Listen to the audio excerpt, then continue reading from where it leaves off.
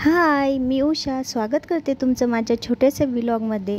आता संध्याकाळचे 5 वाजलेत। आम्ही चाललो आहेत आज प्रदोषित महादेवाच्या मंदिरात। अशा प्रकारे ताट रेडी केलं मी आणि असं चाललो आहे आम्ही शेतात। बघा तो कसा चालतो, चालतच नाही। आम्हाला आमच्या घरापासून तिथं मंदिरात जायला 15 मिनटं एका साईडकडून जायला लागतात आणि त्याला असं पळून पळून घेऊन जावं लागतं। आणि गेल्यावर तो बघा अशा प्रकारे देवाचा पाय पडतो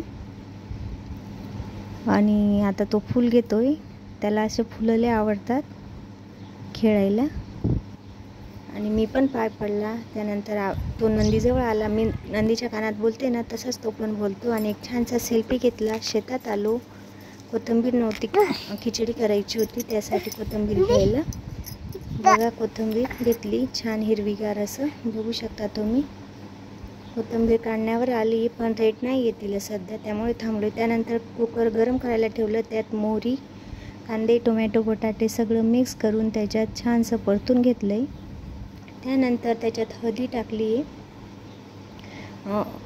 सोयाबीन असतात ना उकळलेल्या पाण्यात, ते पाणी काढून ते टाकलं आहे। त्याच्यात थोडंसं मीठ टाकलं आहे, हळद टाकलं आहे, काळा मसाला टाकला आहे जो खिचडीसाठी वापरतो तो, आणि चांगलं मिक्स करून घ्यायचं आहे आपल्याला। आणि 2 मिनटं झाकून अशीच याची वाफ काढायची आपल्याला। आणि नंतर मग याच्यात आपण आता पाणी टाकूया आपल्याला जेवढं हवं तेवढं।